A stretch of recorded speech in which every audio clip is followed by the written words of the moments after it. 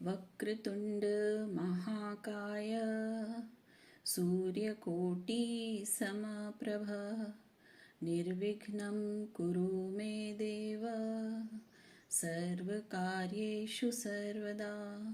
ओम। सर्वमंगलमांगल्ये शिवे सर्वार्थसाधिके शरण्ये त्र्यंबके गौरी नारायणी नमोस्तुते। नमस्कार। पिछले अध्याय में हमने जाना कि महिषासुर के सताए हुए देवता भगवान शंकर और विष्णु जी से मदद मांगने गए और इन दोनों देवताओं सहित और भी कई देवताओं ने अपने तेज से एक शक्ति की रचना की जो माँ दुर्गा के रूप में प्रकट हुई और महिषासुर और उसकी सेना के साथ माँ दुर्गा का युद्ध छिड़ गया। अब आगे। जगदम्बा के श्री अंगों की कांति उदय काल के सहस्रों सूर्यों के समान है। वे लाल रंग की रेशमी साड़ी पहने हुए हैं। उनके गले में मुंडमाला शोभा पा रही है। वे अपने कर कमलों में जप मालिका, विद्या और अभय तथा वर नामक मुद्राएं धारण किए हुए हैं।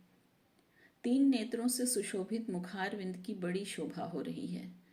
उनके मस्तक पर चंद्रमा के साथ रत्नमय मुकुट बंधा है तथा वे कमल के आसन पर विराजमान हैं। ऐसी देवी को मैं भक्ति पूर्वक प्रणाम करती हूँ। ऋषि कहते हैं, दैत्यों की सेना को इस प्रकार तहस नहस होते देख महादैत्य सेनापति चिक्षुर क्रोध में भरकर अंबिका देवी से युद्ध करने के लिए आगे बढ़ा। वह असुर रणभूमि में देवी के ऊपर इस प्रकार बाणों की वर्षा करने लगा जैसे बादल मेरुगिरी के शिखर पर पानी की धार बरसा रहा हो। तब देवी ने अपने बाणों से उसके बाण समूह को अनायास ही काटकर उसके घोड़ों और सारथी को भी मार डाला। साथ ही उसके धनुष तथा अत्यंत ऊंची ध्वजा को भी तत्काल काट गिराया। धनुष कट जाने पर उसके अंगों को अपने बाणों से बींध डाला। धनुष, रथ, घोड़े और सारथी के नष्ट हो जाने पर वह असुर ढाल और तलवार लेकर देवी की ओर दौड़ा। उसने तीखी धार वाली तलवार से सिंह के मस्तक पर चोट करके देवी की बाईं भुजा में बड़े वेग से प्रहार किया। राजन, देवी की बाह पर पहुंचते ही वह तलवार टूट गई। फिर तो क्रोध से लाल आंखें करके उस राक्षस ने शूल हाथ में लिया और उसे उस महादैत्य ने भगवती भद्रकाली के ऊपर चलाया। वह शूल आकाश से गिरते हुए सूर्यमंडल की भांति अपने तेज से प्रज्वलित हो उठा। उस शूल को अपनी ओर आते देख देवी ने भी शूल का प्रहार किया। उससे राक्षस के शूल के सैकड़ों टुकड़े हो गए।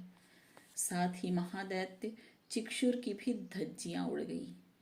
वह प्राणों से हाथ धो बैठा। महिषासुर के सेनापति उस महापराक्रमी चिक्षुर के मारे जाने पर देवताओं को पीड़ा देने वाला चामर हाथी पर चढ़कर आया। उसने भी देवी के ऊपर शक्ति का प्रहार किया, किंतु जगदम्बा ने उसे अपने हुंकार से ही आहत कर दिया।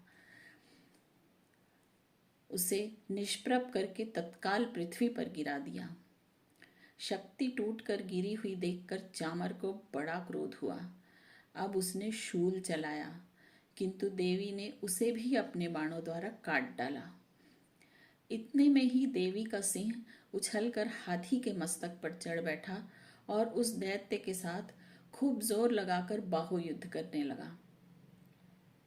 वे दोनों लड़ते लड़ते हाथी से पृथ्वी पर आ गए और अत्यंत क्रोध में भरकर एक दूसरे पर बड़े भयंकर प्रहार करते हुए लड़ने लगे।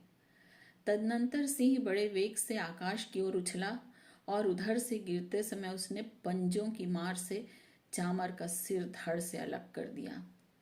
इसी प्रकार उदग्र भी शिला और वृक्ष आदि की मार खाकर रणभूमि में देवी के हाथ से मारा गया तथा कराल भी दांतों, मुक्कों, थप्पड़ों की चोट से धराशायी हो गया। क्रोध में भरी हुई देवी ने गदा की चोट से उद्धत का कचूमर निकाल डाला। भिंदीपाल से वाशकल को तथा बाणों से ताम्र और अंधक को मौत के घाट उतार दिया। 3 नेत्रों वाली परमेश्वरी ने त्रिशूल से उग्रास, उग्रवीर तथा महाहनु नामक दैत्य को मार डाला। तलवार की चोट से विडाल के मस्तक को धड़ से काट गिराया। दुर्धुर और दुर्मुख इन दोनों असुरों को भी अपने बाणों से यमलोक भेज दिया। इस प्रकार अपनी सेना का संहार होता देख महिषासुर ने भैंसे का रूप धारण करके देवी के गणों को त्रास देना आरंभ किया। किन्हीं को थुथुन से मारकर, किन्हीं के ऊपर खुरों का प्रहार करके, किन्हीं किन्हीं को पूंछ से चोट पहुंचाकर, कुछ को सींगों से विदीर्ण करके, कुछ गणों को वेग से, किन्हीं को सेहनाद से, कुछ को चक्कर देकर और कितनों को निश्वास वायु के झोंके से धराशायी कर दिया। इस प्रकार गणों की सेना को गिराकर वह देवी के सिंह को मारने के लिए झपटा। इससे जगदम्बा को बड़ा क्रोध हुआ। उधर महापराक्रमी महिषासुर भी क्रोध में भरकर धरती को खुरों से खोदने लगा और अपने सींगों से ऊंचे ऊंचे पर्वतों को उठाकर फेंकने और गर्जने लगा। उसके वेग से चक्कर देने के कारण पृथ्वी क्षुब्ध होकर फटने लगी। उसकी पूंछ से टकराकर समुद्र सब ओर से धरती को डुबोने लगा। हिलते हुए सींगों के आघात से विदीर्ण होकर बादलों के टुकड़े टुकड़े हो गए। उसके श्वास की प्रचंड वायु के वेग से उड़े हुए सैकड़ों पर्वत आकाश से गिरने लगे। इस प्रकार क्रोध में भरे हुए उस महादैत्य को अपनी ओर आते देख चंडिका ने उसका वध करने के लिए महान क्रोध किया। उन्होंने पाश फेंककर उस महान असुर को बांध लिया। उस महासंग्राम में बंध जाने पर उसने भैंसे का रूप त्याग दिया और तत्काल सिंह के रूप में प्रकट हो गया। उस अवस्था में जगदम्बा ज्यों ही उसका मस्तक काटने के लिए उद्यत हुई, त्यों ही वह खड्गधारी पुरुष के रूप में दिखाई देने लगा। तब देवी ने तुरंत ही बाणों की वर्षा करके ढाल और तलवार के साथ उस पुरुष को भी बींध डाला। इतने में ही वह महान गजराज के रूप में परिणत हो गया तथा अपनी सूंड से देवी के विशाल सिंह को खींचने और गर्जने लगा। खींचते समय देवी ने तलवार से उसकी सूंड काट डाली। तब उस महादैत्य ने पुनः भैंसे का शरीर धारण कर लिया और पहले की ही भांति चराचर प्राणियों सहित तीनों लोगों को व्याकुल करने लगा।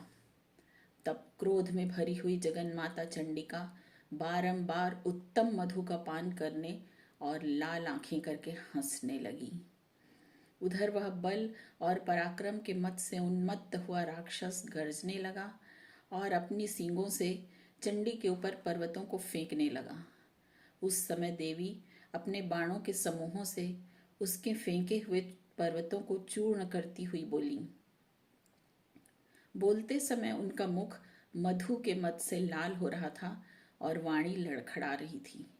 देवी ने कहा, ओ मूढ़, मैं जब तक मधु पीती हूँ तब तक तू क्षण भर के लिए खूब गर्ज ले।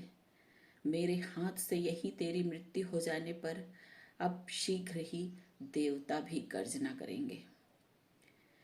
ऋषि कहते हैं, यों कहकर देवी उछली और उस महादैत्य के ऊपर चढ़ गईं। फिर अपने पैर से उसे दबाकर उन्होंने शूल से उसके कंठ में आघात किया।